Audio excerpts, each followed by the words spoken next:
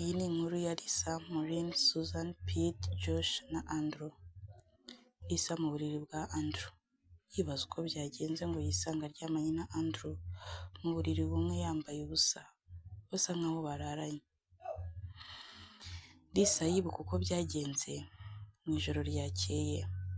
Maurice, Lisa, Josh na Andrew bahuriye mu rugo rwa Andrew na Maureen bari basanzwe babamo, aho Andrew yari yambitse impeta umukunzi we Maureen, agatumira inshuti ze arizo Josh na Lisa. Ariko inshuti magara ya Maureen ntabwo yari yabashije kuhagera. Bari kwishimira ikirori cya fiançailles, Maureen telefone ye yarahamagawe, kumbe yari ya nshuti ye magara itabashije kwitabira ikirori cye cyo kwambikwa impeta. Inshuti ye magara yitwaga Susan, iramubwira iti umbabarire sinabashije kwitabira ikirori cyawe, ndimo nza nakoze accident. Maureen arahangayika cyane, abwira abo bari kumwe ati inshuti yanjye yagize accident. Andrew ati sheri reka nkutware. Maureen ati oya nta kibazo, accident ntabwo yari ikomeye cyane, n'ubu tuvuganye amaze kugera mu rugo, mwebwe musigare muryoherwa. Andrew ati nta kibazo sheri. Maureen ati nta kibazo sheri turasubira. Maureen yaragiye, hasigara Josh, Lisa na Andrew. Basigara banywa inzoga. Josh nawe amasaha ageze kure arasezera ngo ajye kureba umugore we. Hasigaye Andrew na Lisa bakomeza kunywa inzoga. Baranyoye barasinda cyane, bagira aho baza kwisanga bari gusomana. Nyuma baranaryamana ijoro ryose, uko niko Lisa yasanze yambaye ubusa aryamanye na Andrew. Lisa yacunze Maurice atarakanguka, aragenda n'isoni nyinshi. Lisa mu nzira agenda yitaba kuri telefone umukunzi we witwa Pete. Pete ati sheri ko numva utavuga neza, umeze neza? Lisa ati meze neza sheri, nuko naraye nyweye inzoga nyinshi cyane. Pete ati hari habaye iki se? Lisa ati bestie wanjye Andrew yari yambitse impeta umukunzi we Maureen, nuko turabinywera turasinda cyane. Pete ati okay baby, ndi kuza rero, ndashaka ko tuza kujya gusangira dinner. Pete yakundanaga na Lisa, ariko bo ntabwo babanaga mu nzu imwe. Pete yazaga kumusura akongera akagenda. Maureen yaje gutaha mu gitondo avuye kureba inshuti ye Susan yari yarayikoze accident, asanga Andrew nibwo akibyuka, nawe ari kwibaza ibyaraye bibaye ati nizere ko ari inzozi. Akomeza abisubiramo ati nizere ko ari inzozi. Maureen amusanga mu cyumba, Andrew asa n'uwikanze cyane. Maureen ati kuwagira ngo ubonye umuzimu? Andrew ati oya, ahubwo nijoro twanyweye inzoga nyinshi cyane. Maureen ati kandi kuko muri saro ukuntu hasa biragaragara, si cyane rwose n'ukuntu uri kunuka birakabije pe. Ubwo ko baganira niko Andrew akorakora sheri we Maureen, yunamye abona ishenete yatakaye hasi ya Lisa, ayitoragura gahoro gahoro. Maureen sheri we atareba, arangije arayihisha. Bwarakeye Andrew ajya kureba Josh, inshuti banakorana muri business, ayibwira uko byagenze. Andrew ati nyuma y'ibyabaye mfite ubwoba ku bucuti bwanjye nari mfitanye na Lisa buza kwangika, kuko ndi kumuhamagara ntafate telefone. Josh ati niba atari kukwitaba musanga ahari muganira ibintu mubikemure. Arakomeza abaza Andrew ati none se ufite gahunda yo kubwira Maureen fiance wawe byabaye? Andrew ati reka yahita anyanga, ntabwo ibyo bintu nabimubwira, dukundana yambwiye ko kumuca inyuma nicyo kintu cya mbere yanga, nuko rero ibyo sinatinyuka kubimubwira. Josh yagiye kureba Lisa mu rugo haba, abaza Lisa ati ese kutitabaga telefone? Lisa ati Maureen ameze ate? Bisa nkaho Lisa yicuza kuba yaryamanye na bestie we Andrew, kandi akanumva ko yahemukiye inshuti ye Maureen. Andrew ati Lisa ntabwo ari yamwe amakosa yacu, twari twasinze cyane byari inzoga. Lisa ati ariko ntibikuraho ko twahemukiye abakunzi bacu twabaciye inyuma. Andrew ati ariko natwe ntabwo yari twe. Arakomeza abwira Lisa ati mbabarira nkusaba ikintu kimwe, ibintu byabaye ntibizangirize ubucuti bwacu hagati yanjye nawe. Lisa bitekerezaho avuga ati koko byari amakosa y'inzoga ntabwo ari ayacu, reka ubucuti bwacu ntibuzangirike. Nyuma y'uko bagirana icyo kiganiro ubuzima burakomeza nkaho nta cyabaye, ariko Andrew agiye mu cyumba gukuramo ishati yari yambaye, mu gihe ari kuyikuramo ari mu kirori arimo yireba, akajya yibuka ibyo we na Lisa bakoze rya joro. Ku rundi ruhande, Maureen yagiye gusura inshuti ye Susan. Bari kuganira, Susan ati ndabizi neza ntashidikanya yangirwa inshuti ngo ni best friend ya fiance wawe yari ihari. Maureen ati ni ukuri nawe ntukishyire muri ya mukobwa, ntaribirye ikindi umugabo wanjye ndamwizera, ubucuti bwabo ntacyo buntwaye pe. Susan ati okay, komeza wizere nanjye ndaha ninywera inzoga. Bisa nkaho inshuti ya Maureen Susan itizera ubushuti bwa fiance wa Maureen Andrew na Lisa, kandi koko byari ukuri. Ku rundi ruhande, Andrew akomeza agenda yibuka ibihe yagiranye na Lisa rya joro, bimwanga mu nda. Ahamagara Lisa aramubwira ati narindi hafi y'aho utuye naza kukureba se. Lisa aramubwira ati nta kibazo. Andrew yaje azaniye Lisa ibiryo akunda kuko ni best friend azi icyo akunda. Lisa turakoze Andrew. Baganiraho akanya gato ibiganiro bisanzwe. Andrew ati noneho nagenda. Lisa ati yego wagenda, dore n'amasaha arakuze, ariko ukabona bombi baraseta ibirenge mu kugenda. Andrew aratubura abwira Lisa ati ariko nukuri Lisa, kuva cyagenda akomeza amutekereza cyane. Lisa aramureba gusa ntiyagira icyo amubwira, ariko ukabona hari icyo ashaka kuvuga. Andrew abaza Lisa ati none se nagusoma? Ubwo uko abivuga niko amwegera, birangira amusomye, barakomeza barongera bararyamana nanone.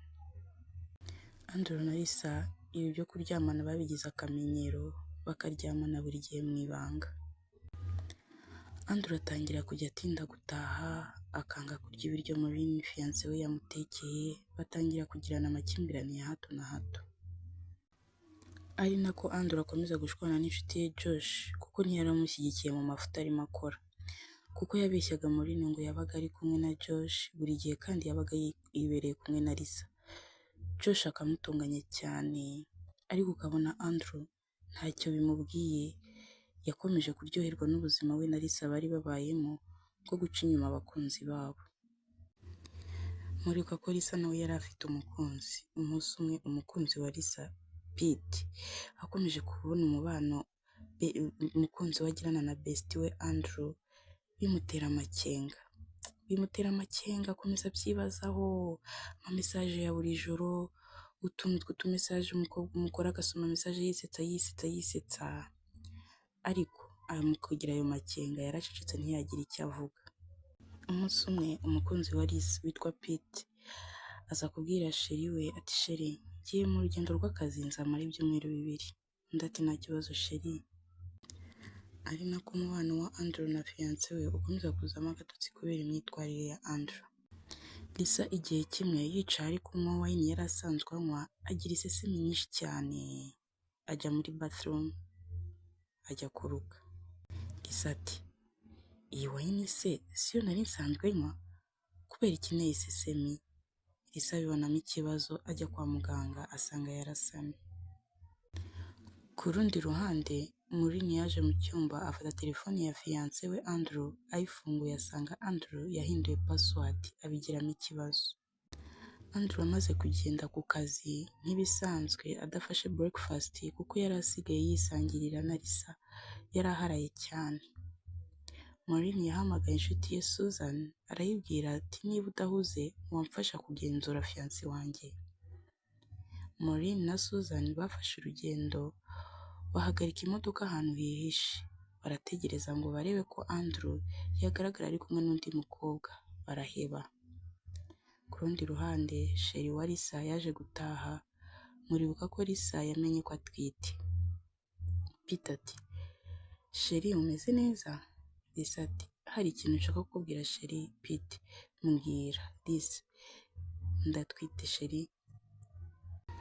Lisa akimara kubwira Pete sheri we yuko atwite, Pete yahise amera nk'ufashwe n'ibisazi, ararakara cyane, abwira Lisa ati hari ibintu nirengagije ngo ndebe iherezo. ariko reka mbikubwire. Lisa ati ushatse kuvuga iki Pete? Pete ati kwanza banza umbwire uwo mwana ni uwanjye cyangwa ni uw'ingirwashuti ngo ni Maurice? Lisa ati ibyo uvuga sinzi ibyo ari byo. Pete umunsi umwe yaje kureba sheri we nk'ibisanzwe amutunguye atanamubwiye, asanga Lisa na Andrew barasomana, bo ntibamubona. Guhera ubwo Pete yahise abwira Lisa ati ngiye mu rugendo rw'akazi ruzamara ibyumweru 2, ariko mu by'ukuri si rwo yari agiyemo, ahubwo yatangiye kubakurikirana akareba ibyo bakoraga byose, birangira Pete yanze Lisa n'agahinda kenshi aragenda, Lisa asigara arira cyane. Tugaruke kwa Maureen. Amaze gusiba we n'inshuti ye basanze nta kimenyetso cyerekana ko Andrew amuca inyuma, yaje mu rugo arateka we na fiance we bari kurya ku meza. Telefone ya Andrew, fiance wa Maureen, irasona, asanga ni Lisa umuhamagaye. Yanga kwitabira imbere ya sheri we, ahita areka ibiryo abwira Maureen ngo ku kazi habaye ikintu cyihutirwa ngiyeyo. N'ibisanzwe aramubeshya yari agiye guhura na Lisa, ariko n'ubundi bahuriye aho Andrew akorera. Bamaze guhura, Lisa abwira Andrew ati reka tuganire ku byacu Andrew. Andrew ati tuganire ku biki se? Lisa ati Andrew ndatwite. Andrew arikanga cyane ati ibyo bisubiza aho bikuye? Lisa ati mbisubiza aho mbikuye Andrew, uyu ni umwana wacu. Andrew ati Lisa ufite boyfriend ariko ntabwo yaba ari njye muryamana gusa? Nta n'ikimbwira ko umwana ari uwanjye? Ako kanya Maureen aba arabinjiranye. Maureen ati nishinjaga icyaha ko ejo nakunetse utabizi, niyo mpamvu narinzanye lunch hano ngo musabe imbabazi. Arahindukira areba Lisa. Maureen ati n'igihe kingana iki? Kumbe yari yumvishe ibiganiro bagiranye bombi uko ari babiri. Ati n'igihe kingana iki mumbeshya mwembi? Mbwira n'igihe kingana iki umaze unseka wiryamanira na fiance wanjye ntabizi? Maureen arikubita aragenda, arabasiga, asiga abwiye Andrew ko ibye nawe bigomba kurangirira hariya. Andrew akurikira Maureen, bibi by'ubusa ntiyanibuka ko Lisa yicaye aho kandi yamubwiye ko atwite. Andrew yaragiye ajya kuganiriza inshuti ye Josh ibimubayeho. Josh ati narakubwiye man, wari mu mafuti cyane. Andrew nkora iki se? Josh komeza ugerageze wenda azakubabarira. Lisa azakureba. Andrew aramubwira ati Lisa aza kureba Andrew aramubwira. Ubwo ku rundi ruhande Josh yicariye iwiwe agiye kumva yumva umuntu arakomanze agira ngo byibura ni Maureen uje, akinguye abona ni Lisa. Ati ni wowe uje? Lisa aricara. Lisa ati none se Andrew dukora iki kuri ibi bintu byacu?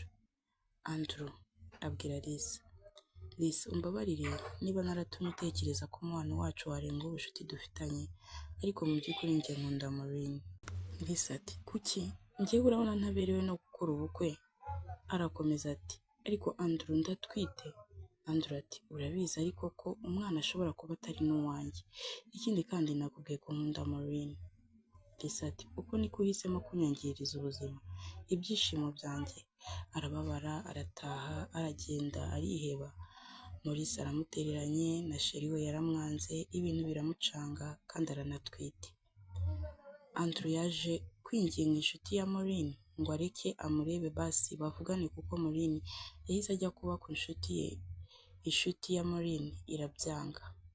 Nyuma Maureen yaje gufata ibintu bye byari biri kwa Andrew, amusubiza n'impeta ye, arangije arigendera.